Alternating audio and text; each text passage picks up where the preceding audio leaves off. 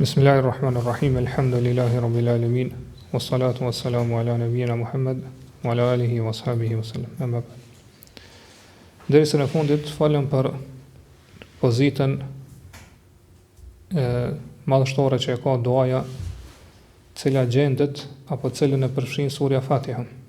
Dhe tham që kjo dua i përmbledh të mirat e kësaj bote dhe botës tjetër. Edhe pse shumica njerëzve janë pavëmendshëm ose të shkujdesur ndaj kuptimeve madhështore të saj, ndaj mësimeve dhe udhëzimeve dobishme që na jep kjo dua, si dhe ndaj dobive të shumë llojta që i përfitojmë kur ne lutim Allahun subhanahu wa taala me këtë dua. Me sonte inshallah do të ndalemi dhe shkurtimisht do të flasim për domethëniet e larta edhe kuptimet madhështore që i përmban vet surja El-Fatiha. Pa kjo sure që është sure bekuar, sure bereqetshme.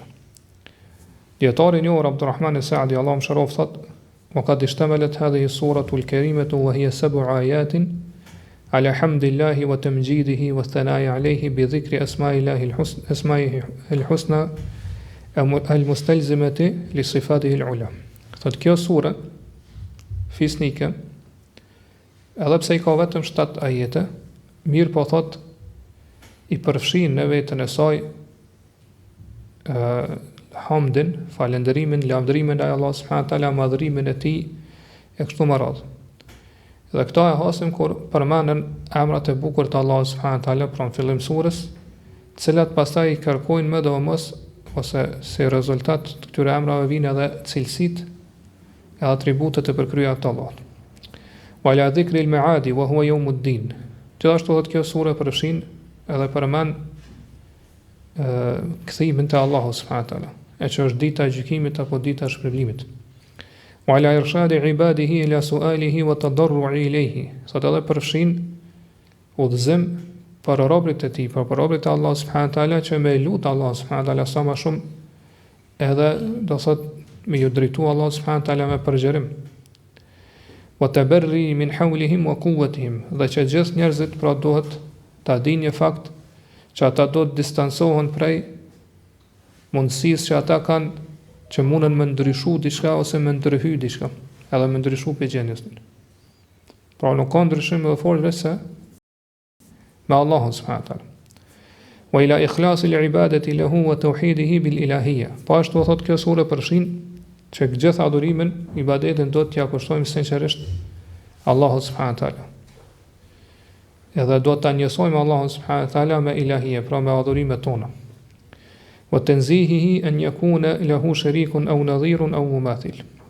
Se dhe kjo sure përfshin që pra e lartëson Allahun subhanahu wa taala që të ketë ortak apo të ketë dikon që është i ngjashëm me të apo i krahasueshëm me të. Wa ila su'alihim iyahu al-hidayata ila as-siratil mustaqim wa huwa ad-dinul qawim. Thot gjithashtu kjo sure përfshin pra i mëson robërit Allah subhanahu wa taala që me lut Allahun që ai më dhon atyre udhëzimin për në rrugën e drejtë. Rruga e drejtë është feja e vërtetë Allah subhanahu wa taala. Wa tathbitihim alayhi hatta yufdi bihim dhalika ila jawazi as-siratil hissi yawm al-qiyamah al-mufdi bihim ila jannatin na'im. Se dhe thot e lutin Allahun subhanahu wa taala për mes saj sure që mi forcu ata në këtë rrugë drejt, derisa Allahu subhanahu wa taala pra duke qenë qëndrueshëm të forcuar në këtë rrugë drejt, ja mundsoj edhe me kalu siratin fizik që do të vendosen ditën e Kiametit. Dhe që kalimi i këtij siratit, që është pra ditën e Kiametit, i dërgon edhe i çon ata në xhenetet e kënaqësisë. Po çu kemi shpjeguar më herët, sa më i qëndrueshëm që është njeriu në këtë siratul mustaqim, në këtë rrugën e drejtë në jetën e kësaj bote, aq më të qëndrueshme do të jenë këmbët e tij në ditën e Kiametit në siratin i cili vendoset përmbi xhenem. Dhe sa më shpejt që ndjek këtë rrugë, pra e kalon këtë rrugë lehtësisht në jetën e kësaj bote për rrugën e drejtë, aq më shpejt do ta kaloj siratin e botën tjetër e kështu me radhë. Fi jiwari an-nabiyyin wa siddiqin wa shuhada'i wa salihin. Sa të kur kalojnë ata siratin dhe shkojnë në xhenetin e kënaqësisë, atë do të jenë në fqinësinë e pejgamberëve, siddiqunëve, pra besimtarëve të drejtë, shahidave edhe salihin, besimtarëve të devotshëm. washtamalat ala at-targhib fi al-a'mal as-salihah liyakunu ma'a ahliha yawm al-qiyamah. Po ashtu kjo sura thot përfshin nxitje, inkurajim që njeriu sa më shumë i shtu veprat e mira, në mënyrë që pra në ditën e kiametit jetë me punë mirët, pra në grupin e tyre të ringjallët së bashku me ta. Wa tahdhiri min masalik al-batil li alla yuhsharu ma salikiha yawm al-qiyamah. Thotë përfshin paralajmërim, pra që i paralajmëron një besimtar që mos me ndjek rrugët e të kotës. Nga se në ditën kiametit do të ringjallesh edhe të jesh së bashku me ata që e kanë ndjek rrugën ose rrugët e të kotës. Wa humul maghdubi alehim wad-dallun. Ata që pra i kanë ndjek rrugë e gabuara dhe devijuara janë ata mbi të cilët ka rënë zemrimi i Allahut dhe ata që janë të humbur. Dhe Allah subhanahu wa taala në këtë sure po na mëson neve, mëson robërit e tij se si me lut Allah subhanahu wa taala, si me bë dua Allah subhanahu wa taala dhe si me kërku prej Allahut subhanahu. Pra fillimisht ne kur e lexojmë këtë sure, themi bismillahirrahmanirrahim. Me emrin e Allahut, gjithë mëshirshmit, mëshirëplot. Po kur themi bismillah, kuptimi i kësaj është filloj me emrin e Allahut. Dhe kjo beja që u përmend te fjala bismillah, kjo pjesë e bismillah është për kërkim ndihmës. Po filloj duke kërkuar ndihmën prej Allahut subhanahu wa taala. Edhe fjala Allah, pra emri i Allahut subhanahu wa taala që është Allah, ka kuptimin el-ma'luh, pra ai që adhurohet me dashuri dhe me madhërim. Po Allah është ai i cili e meriton që të veçohet me adhurimet dhe ibadetet tona. Ar-Rahmanir-Rahim, po janë dy emra të Allahut subhanahu wa taala që tregojnë se Allahu është ai i cili e posedon mëshirën gjithë përfshirëse. Mëshirën e madhe që ka përfshi çdo gjë. Pra e ka përfshi çdo kon i cili është i gjallë. Dhe Allahu subhanahu wa taala ka bërë obligim këtë mëshirë për robërit e tij të devotshëm, ata që i ndjekin pejgamberët dhe të dërguarit e tij. Pastaj themi elhamdulillahi rabbil alamin, hamdi takon Allahut Zotit botër. Hamdi çka do të thonë? Hamd është me lavdru Allahun subhanahu wa taala për cilësitë e tij të përsosërisë dhe për atributet e madhështisë. Pra që Allah ka cilësitë përkryera dhe atribute që tregojnë për madhështinë e Allahut, për këtë arsye meriton që ne ta lavdrojmë atë. Ta bëjmë hamd Allahun subhanahu wa taala. Po gjithashtu ne e bëjmë hamd Allahun, pra e lavdrojmë dhe e falenderojmë për veprat e tij, me të cilat vepron Allahu subhanahu wa taala dhe të cilat janë mes mirësisë dhe drejtësisë. Por çdo gjë që vepron Allahu subhanahu wa taala është ose është mirësi prej Allahut ose është drejtësi prej tij. Prandaj Allahu subhanahu wa taala i takon edhe i përket përsësoria në çdo aspekt. Pra Allahu subhanahu wa taala është i përkryer edhe absolut nga të gjitha anët, nga të gjitha aspektet. Rabbul alamin, kur themi pra hamdi takon Allahut Zotit botëve, Rabb e ka kuptimin ai që kujdeset për botët, për krijesat që janë në këtë univers. Por alamin janë çdo gjë përveç Allahut subhanahu wa taala është alamin. Dhe Allahu subhanahu wa taala është kujdes për ta dhe kujdeset për krijesat e tij spavi, në kuptimin që i ka kriju ato. Po i ka kriju, ju ka dhënë ekzistencë pasi që kanë qenë një hiç. Pastaj Allahu subhanahu wa taala ju ka dhënë atyre, do thotë mundësi, ju ka dhënë atyre, ja ka kriju shkaqet që ata do thotë me jetu, që ata do thotë me përfitu për jetës tyre kështu më radhë, dhe Allah subhanahu wa taala i ka begatu ata me lloje të ndryshme edhe të shumta të nimeteve, dhuntive dhe mirësive të tij. Ar-Rahmanir-Rahim e shpjegoj më lart çfarë do të thonë, pastaj Maliki Yawmiddin. El-Malik është ai i cili pra cilësohet me atributin e sundimit. Po që Allah subhanahu wa taala është sunduesi që sundon çdo gjë në këtë univers, edhe për rezultateve që jep kë emër ose për gjurmëve që dalin si rezultat i këtij emri është se Allah subhanahu wa taala, pra ai që është Malik, urdhon edhe ndalon. Pa që është sundues, ai urdhon edhe ndalon, pastaj shpërblen ose ndëshkon. Po në bazë të asaj se si robërit i përgjigjen urdhave të Allah subhanahu wa taala ose i shpërblen ose i ndëshkon. Dhe Malik do thotë që është ai i cili vepron të robërit e tij dhe të ata cilët i sundon me të gjitha llojet e veprimit. Pra është i vetmi i cili vepron të ata sipas dëshirës dhe vullnejt të tij. Dhe Allah subhanahu wa taala këtu sundimin po ja atribon ose po ja bashkangjet ditës së gjykimit. Që Allah subhanahu wa taala përçun Yawmuddin, pra din në gjuhën arabe është shpërblimi. Po din e ka për qëllim ose një prej kuptimeve të dinit është shpërblim. Pra dita e shpërblimit, nga se atë ditë Allah subhanahu wa taala i shpërblen njerëz bazë veprave të tyre. Nëse janë vepra të mira, do t'i shpërblejë me të mirë. E nëse janë vepra të këqija, do t'i shpërblejë Allah subhanahu wa taala duke i dënuar ata. Pra Allah subhanahu wa taala në këtë ajet po ja bashkangjet ditës së gjykimit faktin që ai është mbreti ose sunduesi i ditës së gjykimit, nga se Allah subhanahu wa taala atë ditë do t'ia shfaqë robërve të tij, krijesave të tij, sundimin e plot të tij.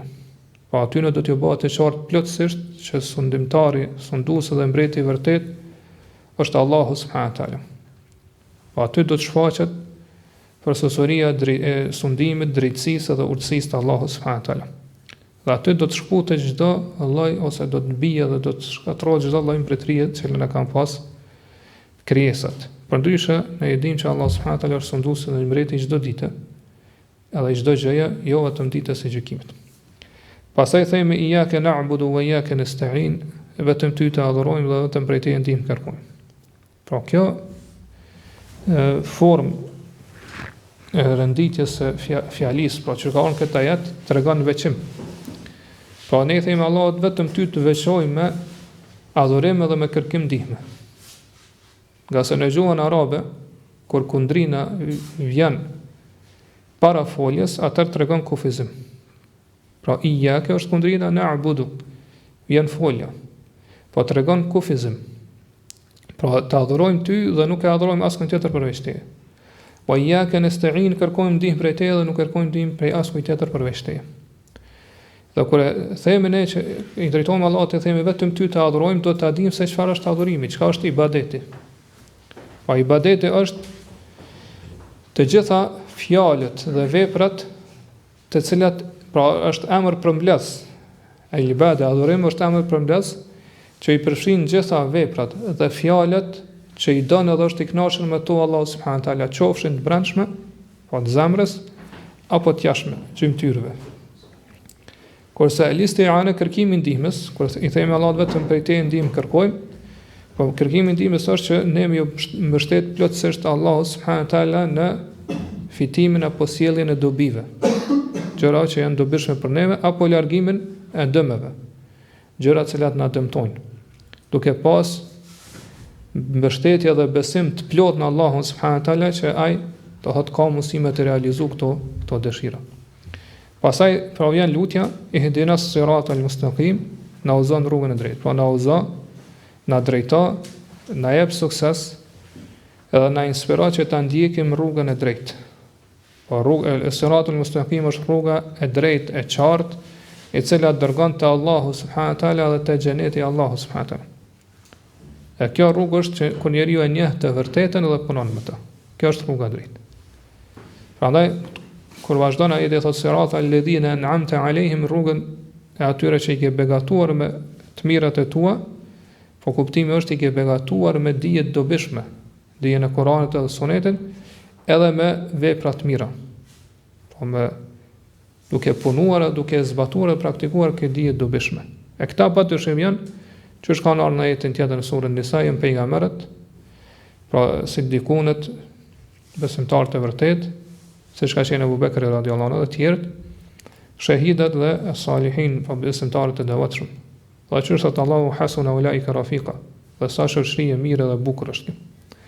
Ghayril maghdubi alehim waladdallin, jo në rrugën atyre me të cilët kanë rënë zemrimi, edhe as atyre që janë të humbur.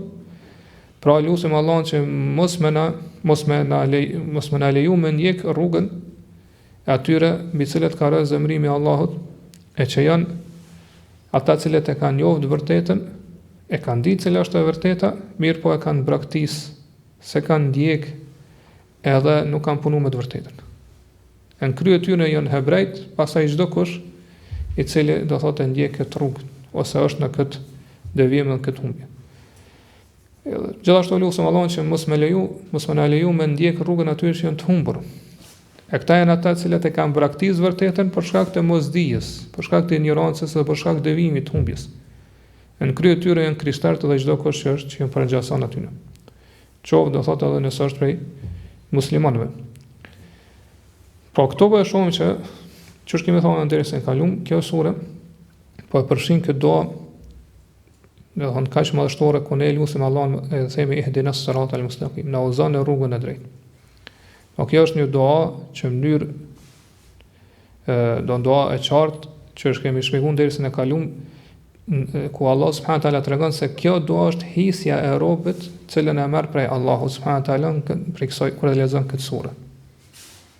Pra Allahu po na mëson që ne duhet ta lutim Allahun me për ulje, me nënshtrim, me përgjërim, me këmbgulje, pasi që ne ta madhrojmë dhe ta lavdrojmë Allahun subhanahu wa taala që më na furnizu e më na dhuru e më na jep këtë synim kaq të madhështor, kaq të lartë, që çdo kujt i cili është dhënë kjo gjë, pra udhëzimin në rrugën e drejtë, atëherë atij nuk i është dhënë diçka më e mirë dhe më e vlefshme se sa kjo. Qoftë këtë botë, pa që i sjell dobin këtë botë apo në botën tjetër. Dhe përderisa pra me kërku edhe me lut, pra me lut Allahun me kërku prej tij që më na udhëzon në rrugën e drejtë, që ka synimi më i lartë. Po më madhështor, edhe dhurata më e çmueshme, që Allah subhanahu taala i jep dikujt, ja dhuron dikujt, atëherë Allah subhanahu taala po na mëson neve mënyrën se si me lut edhe me kërku prej Allah subhanahu taala këtë gjë.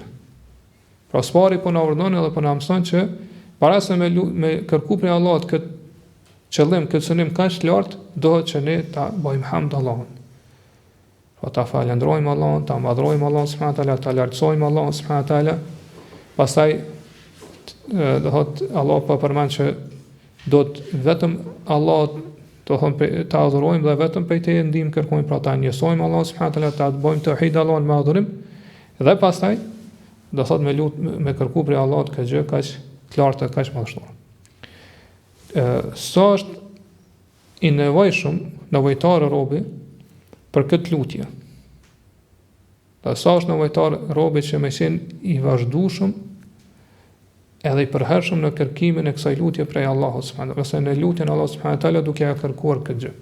Këto më së miri në Asharon ibn Qayyim, Allahu mëshiroft, i cili thot felejse l'abdu ahwaja minhu ila hadhihi ad-da'wa wa laysa shay'un anfa'a lahu minha. Robi nuk ka në një gjë tjetër që është më nevojtar për të se sa për këtë lutje. Dhe nuk ka ndonjë gjë që është më e dobishme për besimtarin se sa kjo lutje të cilën ja drejton Allah subhanahu wa taala. Fa inna as-sirata al-mustaqim yatadammanu 'uluman wa iradatin wa a'malan wa turukan zahiratan wa batina. Nga se rruga e drejtë, pa që lutem Allahun më na udhëzon këtë rrugë, përfshin dije, shkenca, dëshira, qëllime, vepra, edhe mos veprime, pra braktiset e disa veprave, qofshin ato të jashtme apo të brendshme. Pra qofshin të jashtme apo të brendshme. Tajri alayhi kulla waqtin, cilat do thot e godasin njeriu ose ballafaqohet me to njeriu në çdo kohë, në çdo çast. Fatafasilu as-sirati al-mustaqim qad ya'lamuha al-'abdu wa qad la ya'lamuha. Për këtë arsye thot njeriu, detajet e rrugës së drejtë ka mundësi me ditë, ka mundësi mos me ditë. Po detajet e rrugës së drejtë, po rrugën e drejtë mundet me ditë kështu në kuptimin total. Mirë, po detajet ka mundësi me ditë, ka mundësi mos me ditë. Wa qad yakunu ma la ya'lamuhu akthara mimma ya'lamu. Gjithashtu thot ka mundësi që ato që nuk e din janë shumë më shumë se ato që i din. Pi detaja pra është fjalë. Wa ma ya'lamuhu qad yaqdiru alayhi wa qad la yaqdiru alayhi. Ato që i din, thot ka mundësi, po ka fuqi edhe aftësi mi vepru, po edhe në anën tjetër ka është për atyre që nuk ka mundësi edhe aftësi, po fuqi mi vepru ato. Pastaj thot wa huwa min as-sirat al-mustaqim wa in a'jaza anhu. Gjitha këto detaje thot, edhe pse njeriu nuk ka mundësi mi vepru, pra është i paaft mi vepru, janë prej rrugës drejt. Po i përfshin rruga drejt. Prandaj ne do të kur lutem Allahun më na udhëzon rrugën drejt, pra kuptimi i këtyre fjalëve të Ibn Qayyimit është që me lutem Allahun më na dhon fuqi, forcë që mi vepru këto detaje. Pastaj vazhdon thot: "Wa ma yaqdiru alayhi qad turiduhu nafsuhu wa qad la turiduhu kaslan wa tahawunan." au li qiyami mani'in wa ghayri dhalik. Ato që ka mundësi me vepru njeriu, po ka aftësi, ka fuqi, nga njëherë nefsi ti dëshiron me vepru, nga njëherë nuk dëshiron me vepru. Për shkak të dembelisë, për shkak të neglizhencës, apo për shkak se është një pengesë që e pengon, apo shkaqe tjera. Pastaj vazhdon thotë: "Wa ma turiduhu qad yaf'aluhu wa qad la yaf'aluhu." Ato që i dëshiron nefsi njeriu, nga njëherë po ka mundësi njeriu me vepru, nga njëherë po nuk, nga njëherë i vepron, nga njëherë nuk e vepron. Ka njëherë po i vepron ose i dëshiron shpirti i tij, nga njëherë nuk i dëshiron, po nga njëherë i vepron, nga njëherë nuk i vepron, edhe pse i dëshiron shpirti i tij. Wa ma yaf'aluhu qad yaqumu fihi bi shuruti al-ikhlas wa qad la yaqumu bihi. Ato që i vepron, thot nga njëherë i përmbush kushtet e sinqeritetit. Pra i plotson kushtet e sinqeritetit. E nga njëherë thot nuk i plotson kushtet e sinqeritetit. Edhe pse i vepron, nuk je i sinqert sa do, prandaj refuzohen. Pastaj vazhdon thot: "Wa ma yaqumu fihi bi shuruti al-ikhlas qad yaqumu fihi bi kamali al-mutaba'ati wa qad la yaqum." Ato vepra që i vepron duke i plotsu krejt kushtet e sinqeritetit, thot ka mundësi që nga njëherë njeriu me vepru atë vepër duke pasuar në mënyrë të plotë sunetën e pejgamberit, sa nga njëherë thot nuk e pason në mënyrë të plotë sunetën e pejgamberit thos. Prandaj edhe refuzohet. Wa ma yaqumu fihi bil mutaba'at qad yathbutu alayhi wa qad yusrafu qalbuhu anhu. Ato që i vepron duke pasuar plotësisht sunetën e pejgamberit, thot në disa raste ka mundësi që njeriu me kanë i qëndrueshëm, pra i vazhdueshëm të vepra, nga njëherë thot zemra e tij i largohet prej tyre. Po Allah e bën që zemra e tij mos mi dëshirojë ose e largon zemrën e tij prej tyre. Wa hadha kulluhu waqi'un sarin fil khalqi fil khalqi fa mustaqillun wa mustaksir. Thotë kjo që përmendëm është diçka reale, diçka e vërtetë që ndodh te krijesat. Dikush te dikush më shumë, te dikush më pak. Prandaj në një vend tjetër Ibn Qayyim i flet disa fjalë ngjashme me këto. Edhe në fund thotë: "Wa bi hadha yu'rafu qadru hadha ad-du'a al-'azim." Thotë përmes saj e shohim edhe e njohim se sa çfarë vlere madhështore ka kjo dua. Po sa rëndësishme është kjo dua për besimtarin. Wa shiddatu al-hajati ilayha, sa shumë ka nevojë besimtari për këtë dua. Wa tawaqqufi sa'adati ad-dunya wal-akhirati alayhi. Sa të dhe lumturia e kësaj bote dhe botës tjetër kurzohet me këtë dua. Pra ndalet edhe kurzohet te kjo dua. Prandaj kushdo që mediton rreth fjalët e Ibn Qayyimit, Allahu më shëroft, patjetër ka arrit me pas që e vërtet pra njerëzit, robërit Allah subhanahu wa taala kanë nevojë të madhe, madje mund të thonë domosdoshme, që me lutë Allah subhanahu wa taala me këtë dua, me kushtuar rëndësi të madhe kësaj duaje. Pra sidomos kur falemi, edhe i drejtohemi Allah subhanahu wa taala me këtë dua, shihmë se derisa në kalum me lutë Allah me sinqeritet edhe me zemër prezente. Qase shohim që për këtë dua kemi nevojë më shumë se sa për ushqim edhe për pije, se sa për rrezik. Prandaj në fund e lutim Allah subhanahu wa taala që gjithë me na drejtuar dhe udhëzon në rrugën e drejtë, edhe me na rujt, edhe me na largu prej devijimit. Vërtet Allah subhanahu wa taala është ai i cili i dëgjon lutjet edhe përgjigjet atyre. Allahu di më mirë, Allahu a'lam. Wa sallallahu ala nabina Muhammad wa ala alihi wa sahbihi wa sallam.